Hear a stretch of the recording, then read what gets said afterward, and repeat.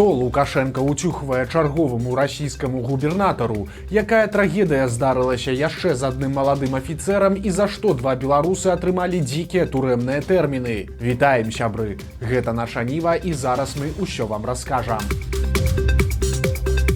Чарговая раптоўная смерць маладога афіцэра міліцыі. Стала вядома, што ў 35 гадоў памёр падпалкоўнік Ігор Пяшевіч. Апошняя яго пасада старшы оперупаўнаважаны па асабліва важных справах галоўнага ўпраўлення Міністэрства ўнутраных спраў. Вядома, што раней ён працаваў у Дзяржынскім РАУС, а таксама ў мінскай абласной міліцыі. Абставіны яго смерці не паведамляюцца.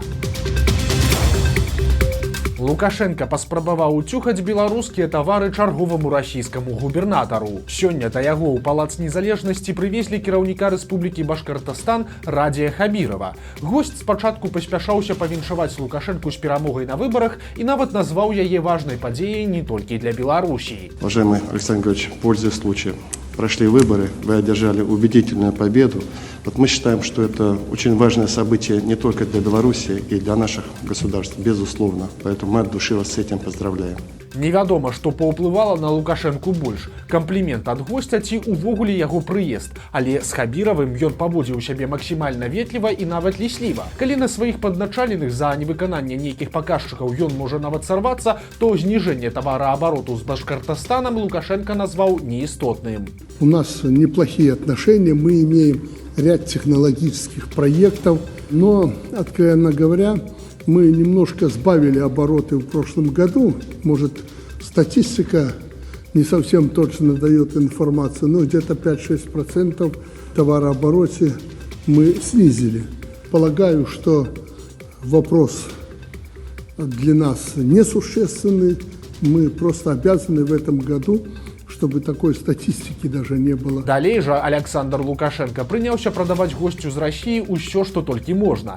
Гэта і трактары, і трамваі, і дарожна-будаўнічая тэхніка. У той жа час ён усяляк падкрэсліваў, што з яго боку гэта ніякая недабрачыннасць і што Беларусь хоча на гэтым добра зарабіць. У выніку спіч Лукашэнкі ператварыўся ва ўцюхванне ўсяго, што толькі можна. Ткани, трикотаж, швейная продукция, обувь, ковровые изделия, спецодежду, другие товары. Все, что нужно для человека из одежды, да и обуви мы умеем делать. И опять же, если нужны будут не только наши товары, но и технологии потом подойдут они вам, с большим удовольствием будем работать. Там мы беспилотниками занимались для АПК.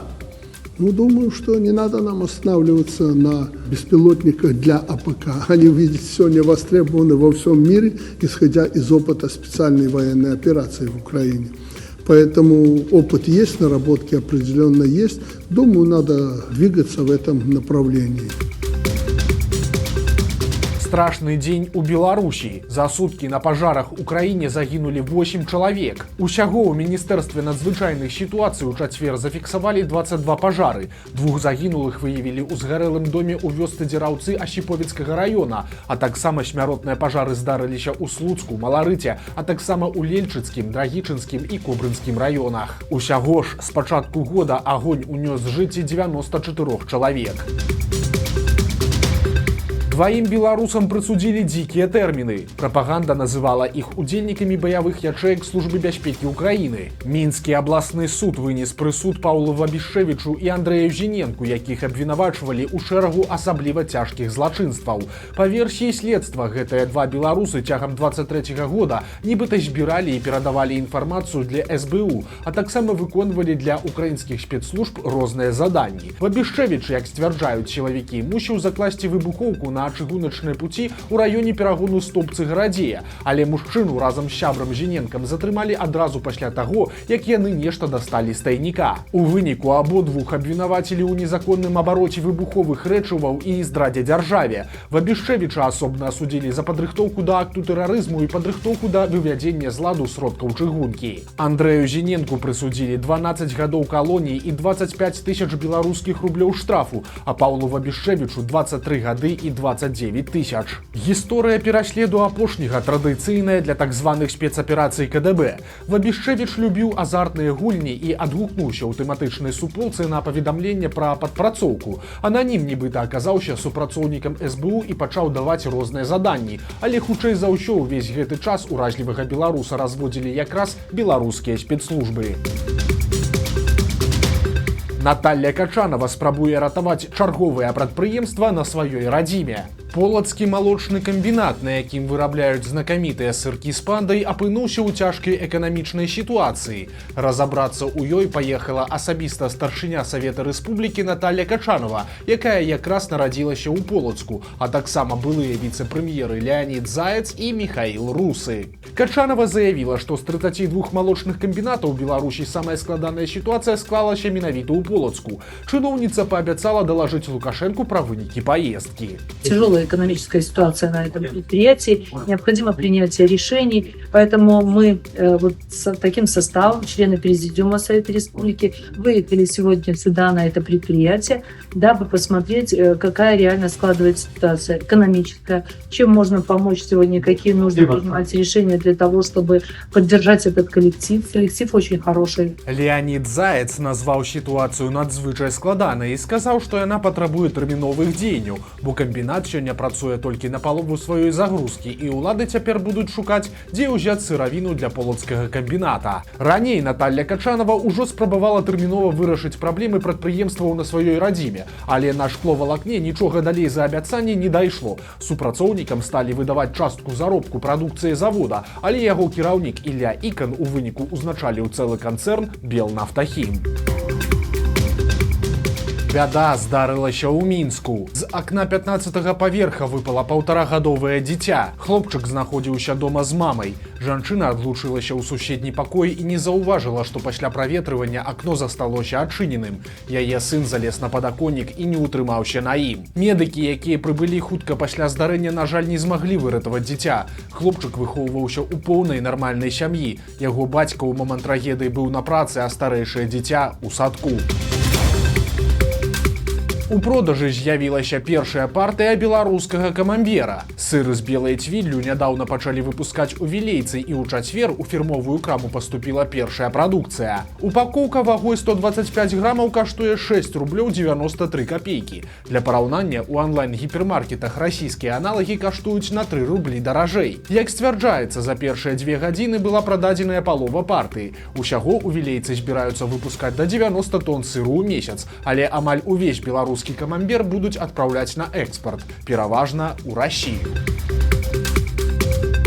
Пасля разносу Лукашэнкі генпракуратура ўзялася за замежныя кампаніі ў Беларусі. Нагадаем, што ў аўторак на сустрэчы з даверанымі асобамі ён абурыўся тым, што за мяжу былі выведзеныя сотні мільёнаў даляраў дывідэндаў. Вот только что обсуждали с генеральным прокурором вопрос вывода валюты за пределы страны. Доложили, что нет проблем, там, если вывели за год там 15 миллионов или сколько-то. Оказывается, не миллионы, а сотни миллионов. Поэтому в ближайшее время мы разберемся с правительством, как они реализовывали те решения, которые мною были приняты. Уходите, уходите, дивиденды выводят. Они что, лично сами заработали эти деньги? Скудную зарплату нашим людям заплатили, сами смотались за границу и вывели еще деньги. Это что, нормально? Рэакцыя не прымусіла доўга сябе чакаць. Генпракуратура заявіла пра пачатак праверак юрыдычных асоб, заснавальнікамі ці ўласнікамі якіх з'яўляюцца грамадзяне так званых несяброўскіх краін. 38 асоб ужо прыцягнулі да адказнасці за невыкананне пастановы ўрада. Санкцыя гэтага адміністрацыйнага артыкула прадугледжвае штраф ад 420 до 8400 рублёў. У мінскім метро амаль 2 тыдні пасля выбараў не працавалі інфармацыйныя экраны. Нягледзячы на рэкордную падтрымку, якую у ЦВК намалявалі Александру Лукашэнку, улады вельмі баяліся любой пратэснай актыўнасці. Так, з 23 студзеня па 5 лютага былі адключаныя экраны ў мінскім метро. Як піша позірк, інфармацыйную сістэму адключылі, каб пазбегнуць паўтарэння леташняга ўзлому. Тады, нагадаем, перад так званым адзіным днём галасавання на экранах па ўсёй Беларусі з'явіўся зварот Святланы Ціханаўскай, прысвечаны расійска-украінскай вайне. Вядома, што падобная забарона дзейнічала як мінімум і ў Гомельскай вобласці.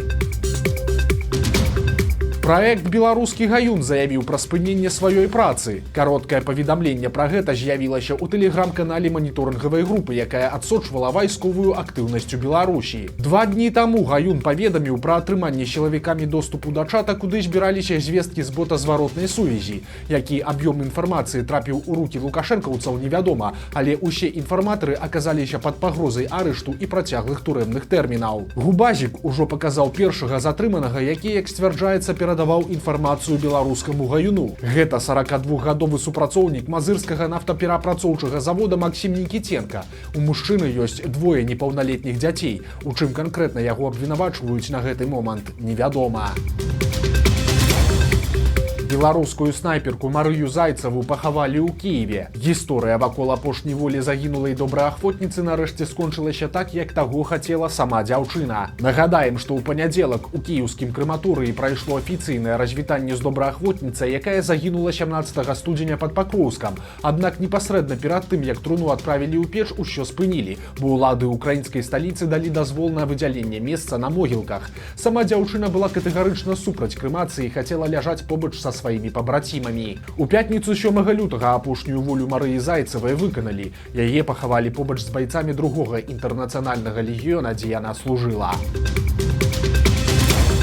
У Мінску мужчына зарэзаў сваю сужыцельку, якая ў 4-й раз за дзень адпраўляла яго за віном. Пракуратура накіравала ў суд справу 49-гадовага мінчука, якога абвінавачваюць у забойстве. У лістападзе мінулага года мужчына пазваніў у міліцыю і паведаміў, што забіў 67-гадовую сужыцельку. Падчас папярэдняга расследавання ён расказаў, што выпіваў разам з забітай жанчынай на кватэры. Пасля таго, як яна адправіла свайго сабутэльніка ў 4-й раз за віном, той раззлаваўся, схапіў нож і ударыў ім сужыцельку ў шыю. Пасля гэтага мужчына проста лёг побач і заснуў. Цяпер мінчуку пагражае да 15 гадоў турмы. Улады пахваліліся адкрыццём пасля рэканструкцыі пункта пропуску на мяжы з Польшчай. Але, як кажуць, ёсць нюанс. Старшыня дзяржаўнага мытнага камітэта Уладзімір Арлоўскі пахваліўся мадэрнізацыяй пункта пропуску Бераставіца ў Гродзенскай вобласці на мяжы з Польшчай. Па яго словах, аб'ект адкрыецца ўжо ў лютым. Аднак справа ў тым, што ў 2023 годзе Польшча закрыла сумежны з Бераставіцы пункт пропуску Баброўнікі. Гэта здарылася пасля вынясення прысуду журналісту Андрэю Пачобуту. Атрымліваецца, што пасля адкрыцця Бераставіца будзе проста стаяць пустая. Польшча неаднаразова патрабавала вызвалення Пачобута ў абмен на разблакіроўку трансгранічнага руху, але ў той жа час Лукашенко абвінаваціў палякаў у нежаданні весці перамовы. Что касается Пачобута, я вам искренне говорю, как человек, который информирован. Они отказались от Пачобута. Поляки отказались вести даже разговоры по Пачобуту. А, Б, насколько меня информируют, Пачобут не хочет туда ехать. Что касается пунктов пропуска, да хоть все пусть закроют. Мы же туда не ездим. Мілы сабака, які жыве на запраўцы, разрывае садсеткі. Дварняшка Жужа, якая вось ужо 6 гадоў жыве на правінцыйнай беларускай АЗС, ператварылася ў сапраўдную зорку тык-тока. Ролікі з ёй набіраюць мільёны праглядаў. Сабака шчыра радуецца любой праяве ўвагі да сябе і патрабуе, каб яго гладзілі зноў і зноў.